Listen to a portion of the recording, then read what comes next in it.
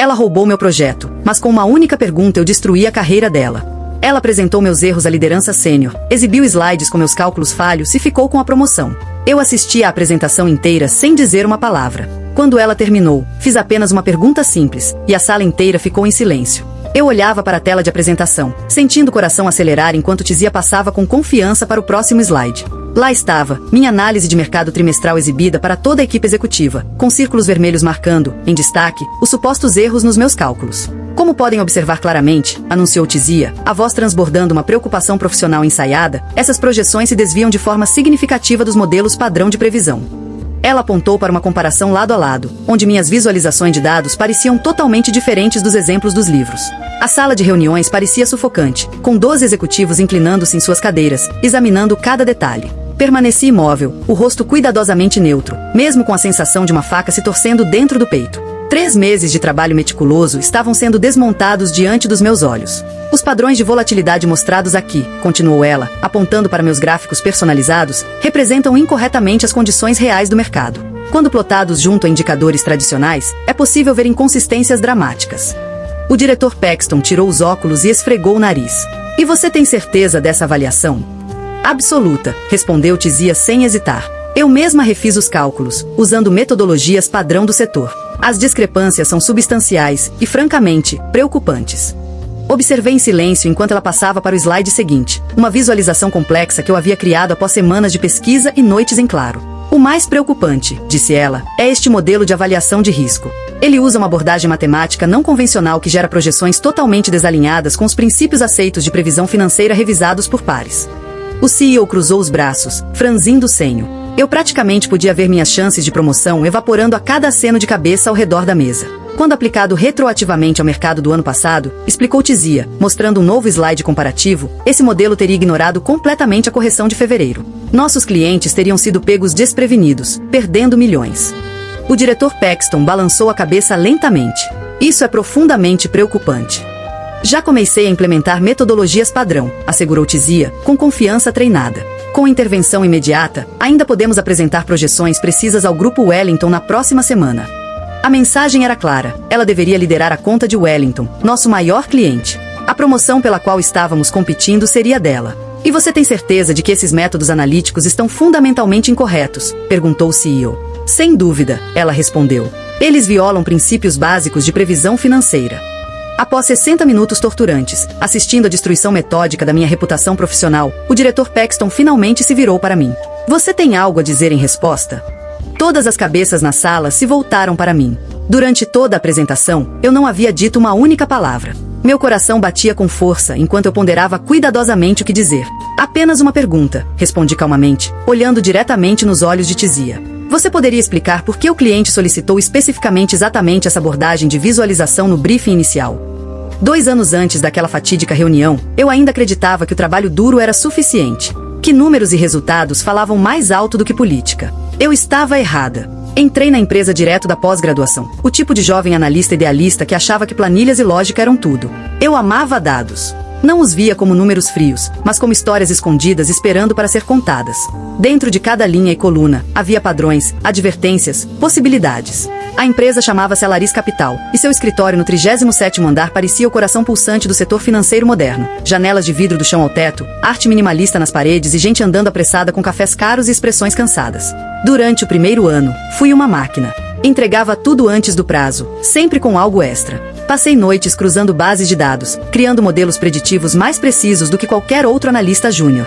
Meu nome começou a circular em reuniões. E foi assim que conheci Tizia Lauren. Ela era uma das analistas sêniores mais respeitadas da empresa, inteligente, articulada e, aparentemente, gentil. Foi ela quem me convidou para almoçar pela primeira vez, dizendo que admirava minha dedicação.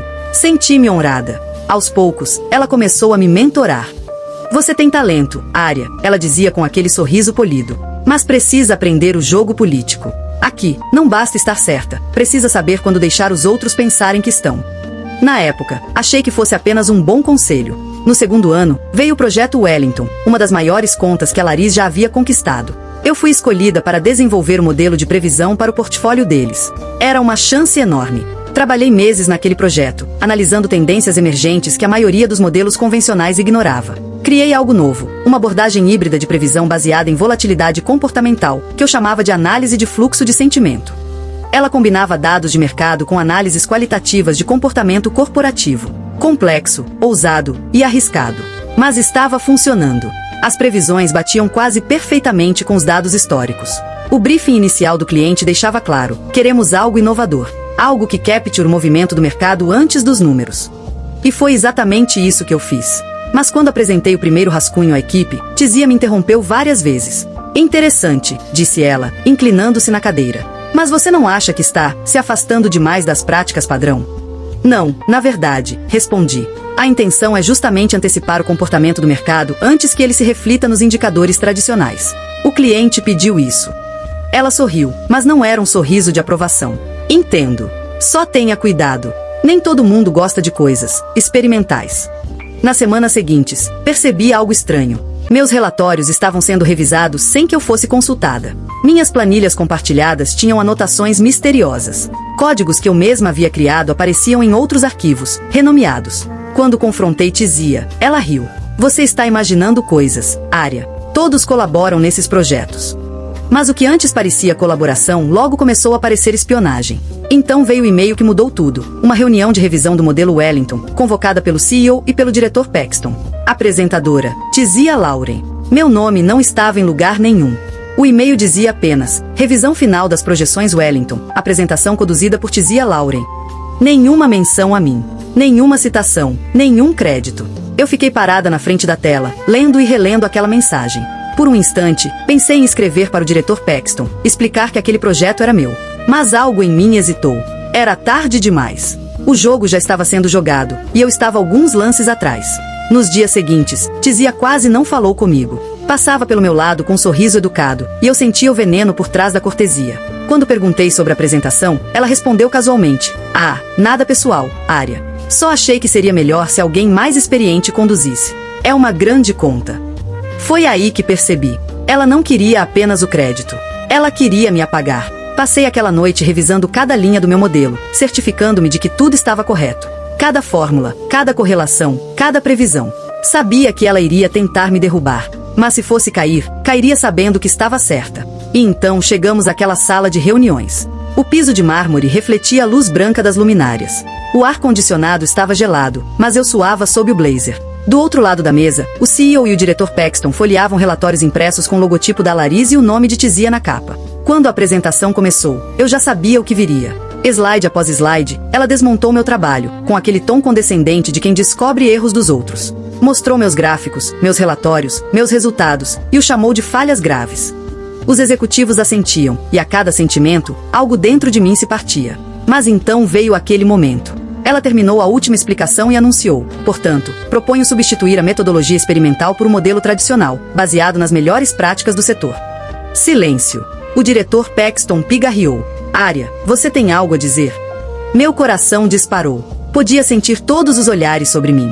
E foi aí que respirei fundo, levantei o olhar e disse: apenas uma pergunta. A sala inteira ficou imóvel. Tizia piscou, ligeiramente desconfortável. Claro, respondeu, com aquele falso tom de generosidade. Olhei direto nos olhos dela. Você poderia explicar por que o cliente pediu especificamente uma abordagem não tradicional no briefing inicial?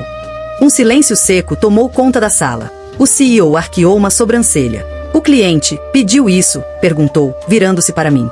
Peguei meu tablet, abri o documento e projetei o e-mail original na tela principal. Ali estava, o pedido do grupo Wellington, com as instruções detalhadas. Buscamos um modelo de previsão inovador, com foco em métricas comportamentais e volatilidade de sentimento. O rosto de Tizia empalideceu. Isso não estava no arquivo que recebi, ela murmurou. Curioso, respondi calmamente. Porque esse e-mail foi encaminhado diretamente da sua conta para minha, há 3 meses. O diretor Paxton se inclinou para a frente. Então você omitiu o briefing original, Tizia. Não, deve ter sido um engano, interrompi. Ou uma tentativa de desacreditar o modelo que você não entendia. O silêncio se tornou pesado. O CEO cruzou os braços, olhando de uma para a outra. Tizia, você revisou os cálculos pessoalmente, certo? Sim, claro. Mas então por que seu relatório usa uma versão incorreta do dataset? Este aqui, disse eu, projetando um segundo documento, é o conjunto de dados atualizado, validado há 3 semanas. O seu usa uma versão antiga. Os números naturalmente não batem. Os executivos começaram a folhear os papéis. Tizia tentou recuperar o controle. Talvez tenha havido uma confusão nos arquivos. Estranho, respondi, mantendo a voz calma. Porque o servidor registra quem acessa o quê? E o único login que baixou a versão antiga foi o seu. Um burburinho. Percorreu a sala. O diretor Paxton colocou os óculos de volta e olhou fixamente para ela. Tizia, precisamos conversar sobre isso depois da reunião. E foi ali, naquele instante, que percebi. Eu não precisava gritar, nem me justificar. A verdade, sozinha, fazia mais barulho do que qualquer acusação.